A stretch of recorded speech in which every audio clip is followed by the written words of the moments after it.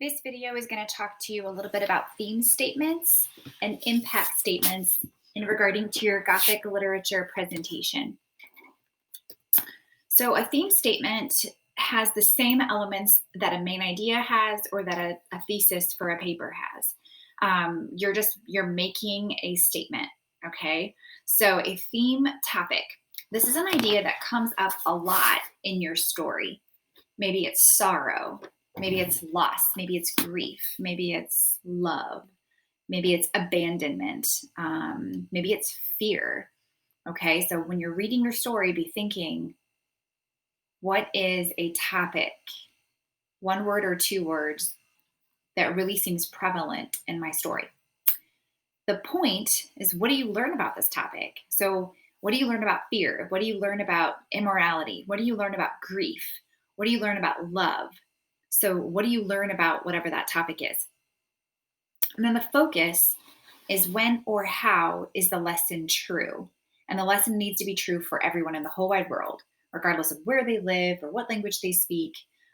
This is a theme statement that applies. It's a topic, your idea about what we can learn from it, and how the lesson is true for every single person in the whole world. And that's what makes a theme statement what we call universal. Here's an example.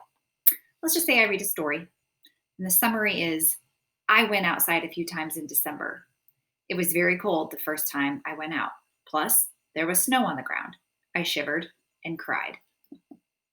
What is the lesson or the message of the story? Okay, so we need a topic and a point and a focus. The topic is dressing appropriately, right? If you're going to go outside, you're probably in the winter, you probably shouldn't go out in your swimming trunks. Okay, so we need to dress appropriately. What's the point? Well, what do you think about that topic, right? What's the lesson? It's a good idea to dress appropriately. And the focus, which if we come back, the focus is when or how is this lesson true? When is it a good idea to dress appropriately? When you want to avoid being cold and uncomfortable. Okay, so one thing that we can learn, a theme statement, to avoid being cold and uncomfortable, it is a good idea to dress appropriately. Okay, and that is how you build a theme statement. You're going to need a theme statement for your story, and we're gonna talk through one for the Raven more specifically, so that we all kind of have more practice. Impact statements are a part of your chart, and I already modeled how to kind of write those, but a lot of kids have a hard time. So let's talk about impact. We talked about impact when it came to A Raisin in the Sun, and that was, how does Walter's decisions impact other people? Same thing with Benita, right? How do her decisions impact other people? Well, you can also be impacted, right? And that's called the mood. Okay, so if you get the chills, if you're on the edge of your seat, if you can visualize everything really well, if it surprises you, if it scares you, right? That's the mood. So keep in mind that the author doesn't just include the Gothic element in the story for no reason. It has an impact. Mystery, suspense, the castle, the weird structure, the prophetic curse. All of that has an impact on you, on other characters, and on a theme.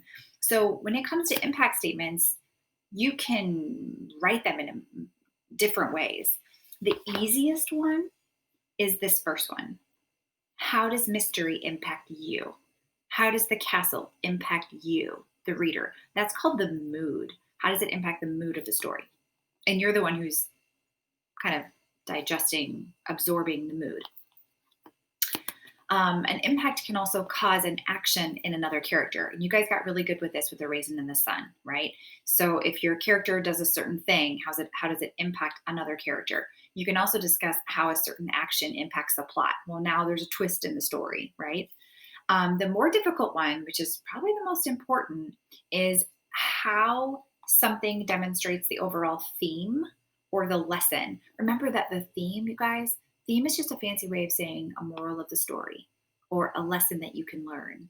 All right. So how does the character's something or other, what does he do? What does he think? What does he say? How does that impact the overall lesson of the story? Okay. Let's go through some examples. Let's say that this quote is a piece of evidence. This is part of the story. The wind howled through the trees and the windows shook. I remember the last time I left without a coat and decided to make a better choice this time. Okay, as a reader, the words howled, the wind howled, and the windows shook. This has an impact on my mood. The vocabulary used to describe a cold day makes me feel frozen and chilled to the bone, right? Because the windows are shaking. That reminds me of like the derecho that we had in like August, and my windows were shaking. I was standing right by the window, and actually I could feel the air coming in, even though everything was shut, right? So that is the mood. I could also say that it is clear that the actions of the character have been impacted by his past experience, which means he will not repeat his mistakes. He says he remembered the last time I left without a coat. So this is an example of an impact statement that has to do with an action. Okay. Finally, you could say that this quote demonstrates that the character has learned the overall lesson or theme: dress appropriately for the weather. Okay. And you can say, this is how I know. This is basically, this is how I know that this is the lesson, because he remembered the time he went out without a coat and shouldn't have. Okay. So these are all examples of impact statements. Feel free to come back to this video to review these 3 different ways. All 3 of them are fine. I think the mood is the easier one. Action you should be really good at by now because of A Raisin in the Sun. And the theme is a little bit more challenging, but probably the most important out of all 3.